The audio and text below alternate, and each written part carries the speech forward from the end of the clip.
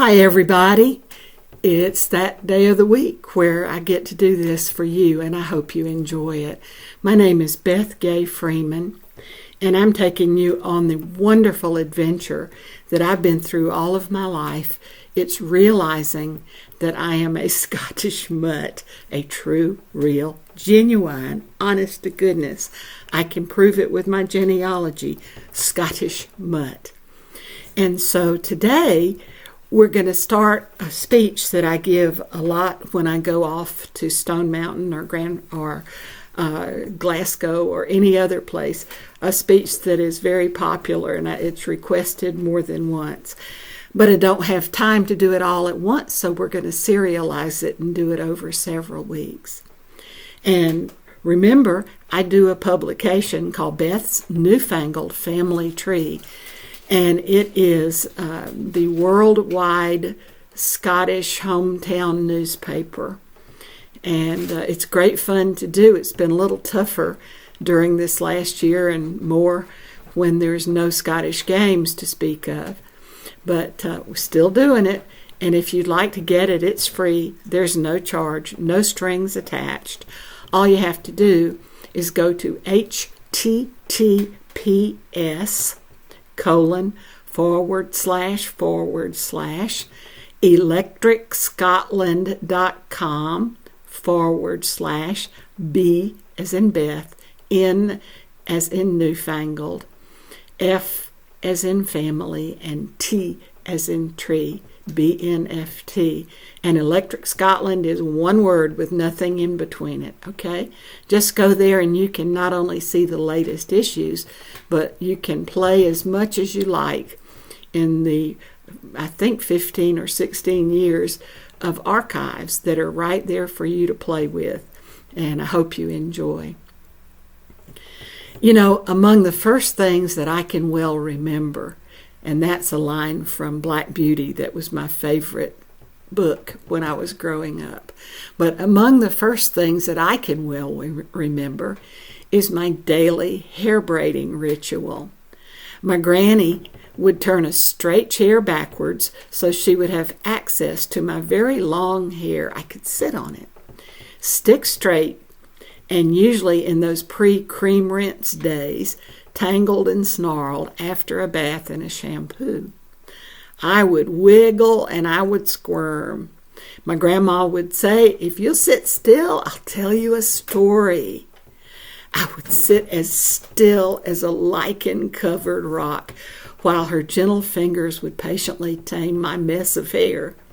She would tell me stories of her own childhood on a farm in the West Florida wilderness. She would tell me tales that her mother and father had told her that had been told to them by their parents and their parents and their parents back into the mists of time. As she gently unsnarled my baby ash blonde hair that turns to this day very red in the sunshine, she would tell me about her 3 great-grandfather who was, and it was required that everybody in the family memorize this little tiny story. He was a wee red-headed Scotsman who walked with a cane and ate from gold plates. This, my grandmother said, the rest of the story is, he left land and money to his son who could not go back to Scotland for it.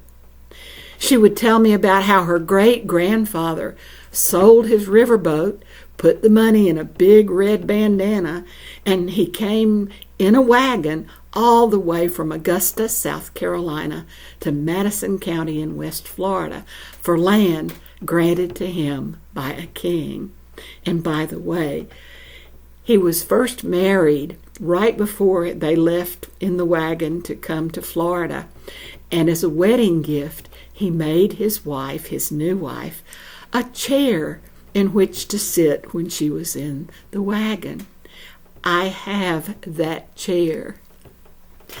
And it hangs on the wall. I wouldn't dare sit in it. But the little rungs down the front are so precious because they have little indentations where her little feet would rest while they were going in the wagon. It is so precious to me. She would tell me about the days when baths were a Saturday night affair and when little girls had one Sunday dress and one everyday dress, and a time when shoes were for winter time only. She told me of breakfasts of collard greens and cornbread, and the days when you went to bed at dark because there were no electric lights, and candles were very, very precious. I most loved the story of the candle holders, and now I realize that this story best illustrates the value of family to the old Highlanders. My granny told me of a great Highland chief who had visited England. On his way home, he stopped to visit a friend who had been with him at an English university. Of course, his friend invited the Highlander to a banquet to be held in his honor. At the meal, the Englishman bragged about the very fine silver candle holders on his table.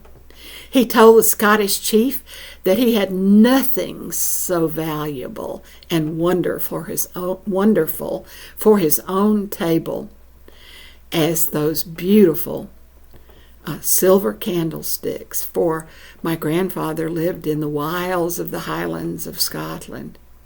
The two friends made a bet as to which of them had the finest candle holders.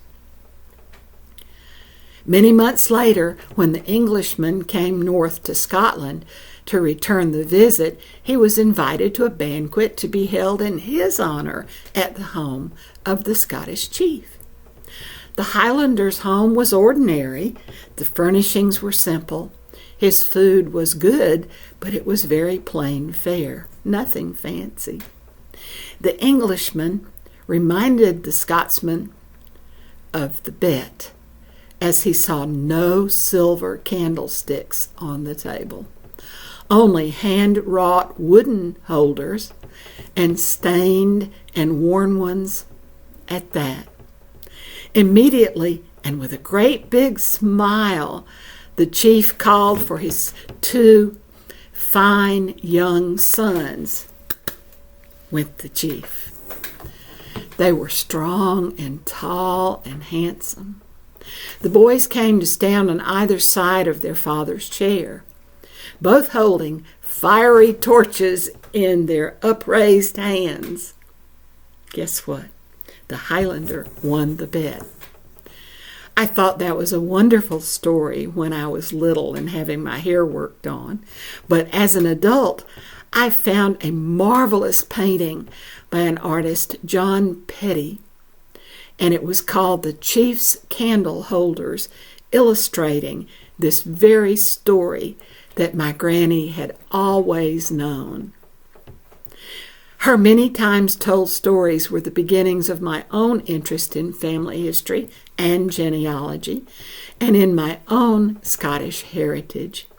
I'll bet you have your own cherished childhood memories of your grandmother, your grandfather, or other dear one telling you stories of yesterday. Please, please preserve them. Thank you so much for being here, and I hope I get to see you next week. Bye.